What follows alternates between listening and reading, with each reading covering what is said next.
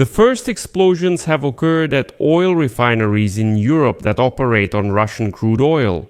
The day before, 2 incidents occurred in one day at oil refineries in Europe that operate on Russian raw materials. In particular, on the evening of October 20, a fire broke out at the MOL refinery in the Hungarian city of Százhalombatta, and there was also an explosion at a plant owned by Lukoil in Ploiești, Romania. Russian propaganda immediately claimed that, of course, Ukraine was behind the incidents, but the Kremlin overlooked several important points here. First of all, the day before, the European Union decided to finally stop using Russian gas and oil by the end of 2027. And that's why it's beneficial for Russians, to scare the Europeans, especially since right now it's easy to blame everything on Ukrainians who are attacking oil refineries in Russia.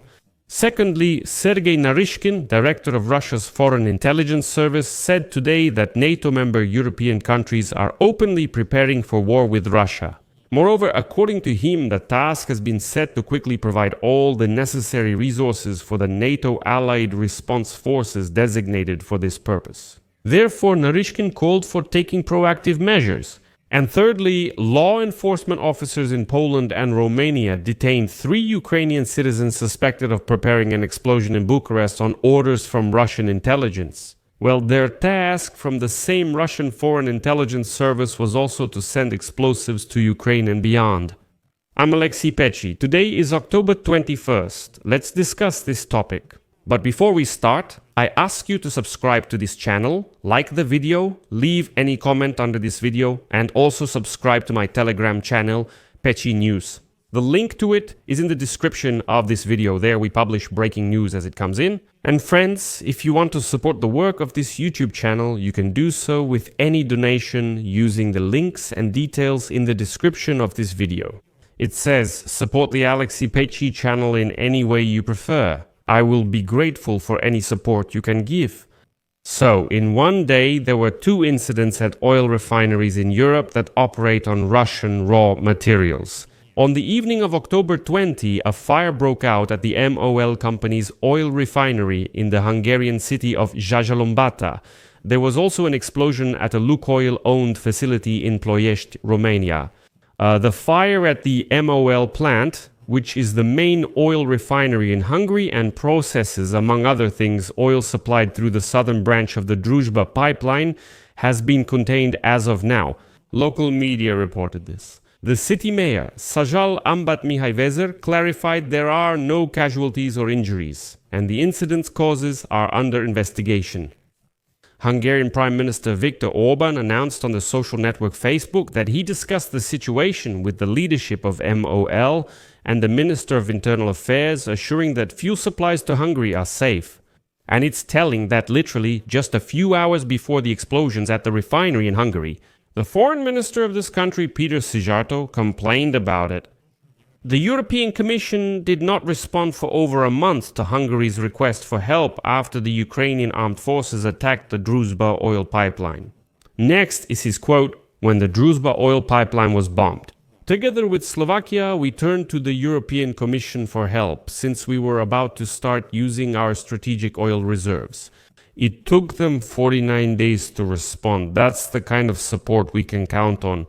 Well, earlier in October this month, while in Moscow at the forum, Szijjártó criticized the European Commission's proposal for a complete ban on European Union countries purchasing energy resources from Russia. The diplomat stated his intention to oppose the implementation of this plan. And how convenient is it now to blame Ukraine for the fire at the MOL refinery? At the same time, in Romania, the explosion at the Lukoil refinery occurred during maintenance work. According to local police, the incident happened in an inspection well of the pipeline due to the accumulation of gases from a waste leak. As a result, a 57-year-old employee was injured, suffering head and leg injuries from the concrete cover of the well. A criminal case has been initiated for violation of safety regulations. They say this incident definitely should not be considered a terrorist attack or an act of sabotage. But it should be noted that both plants in Hungary and in Romania depend on Russian oil supplies. The MOL refineries in Hungary and Slovakia receive raw materials through the Druzhba pipelines. In October 2024, the company announced plans to increase the share of non-Russian oil processing to 100% by the end of 2026. This is worth considering since it's the company MOL. In fact, by the end of next year, it plans to stop using Russian oil entirely. Although, as of today, for the most part, it is still processing mainly Russian oil. The Romanian LUKOIL refinery, acquired in 1998, is one of the largest in the country, with a processing capacity of 2.5 million tons per year. Russian propaganda now suggests Ukraine is responsible, even if these aren't terrorist attacks or sabotage. But something else interesting happened today in Europe. Law enforcement officers in Poland and Romania detained Ukrainian suspects in preparing an explosion in Bucharest on orders from Russian intelligence. One of them is a 21-year-old resident of Ukraine, Danila K., who lived near Warsaw and worked as a warehouseman. He was caught on October 16 and was arrested for 3 months by court decision. The head of the Polish Internal Security Agency, Jacek Dobrzyński, reported this. He was accused of participating in the activities of foreigners, involvement in trading and cargo control. According to the prosecutor's office, the suspect, together with 2 accomplices, quote, carried out assignments for the Russian special services. Specifically, he sent packages with incendiary devices and chemicals through Poland and Romania to Ukraine, which were supposed to explode or self-ignite during transportation. The goal of the sabotage was to intimidate the population and destabilize the European Union countries supporting Ukraine. This is what the Polish investigation alleges. And according to their information, the cargo was intercepted by Romanian special services before the explosion. According to the Romanian intelligence service, 2 suspected accomplices of this sabotage, which was being prepared under the direct coordination of representatives of the Russian special services, were detained on the territory of the country. Their goal, according to Romanian intelligence, was to destroy the headquarters of the Ukrainian company Nova Poșta in Bucharest, Nova Poșta. The suspects delivered packages to the site containing homemade remotely activated incendiary devices hidden in headphones and car parts, as well as global positioning system navigation components for tracking the location.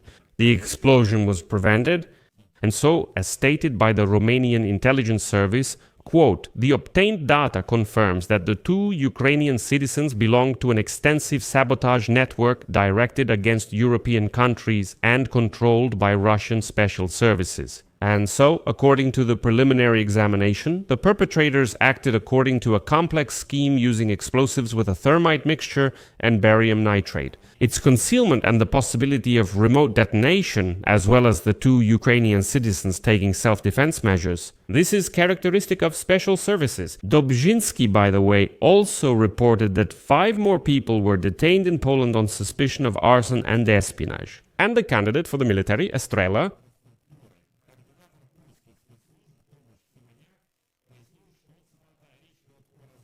the military and conducted based on the results of the collaborator strategy. Then the candidate key turns out to be Pascal in the recalculation of features. Pay attention to the distribution at birth. He is Convenio. European countries are openly preparing for war with Russia. The task has been set to quickly provide all the necessary resources for the NATO allied response forces designated for this purpose. In European countries, the process of rapidly increasing the production of military goods has already begun, as well as practicing mobilization measures and brainwashing the population with propaganda about the inevitable aggression from Moscow. The reason for this is that Europe, which has become accustomed to living under American occupation since World War II, cannot adapt to changing international realities. The only thing that the Macrons, Merz and Kallas can offer European nations today is Russophobia and the rapid buildup of European military potential aimed at a large-scale armed conflict with Russia. And finally, this very Naryshkin called on the Commonwealth of Independent States countries to strike preemptively. He claims that the West is preparing for war not only with Russia, but with all Commonwealth of Independent States countries as well. That's why supposedly they should unite and strike first. As they say, draw your own conclusions. I'll leave it at that. Share your opinions and conclusions in the comments below this episode. subscribe to the channel, hit the bell, and don't forget to like. That's all for now. Take care of yourselves. Goodbye, everyone.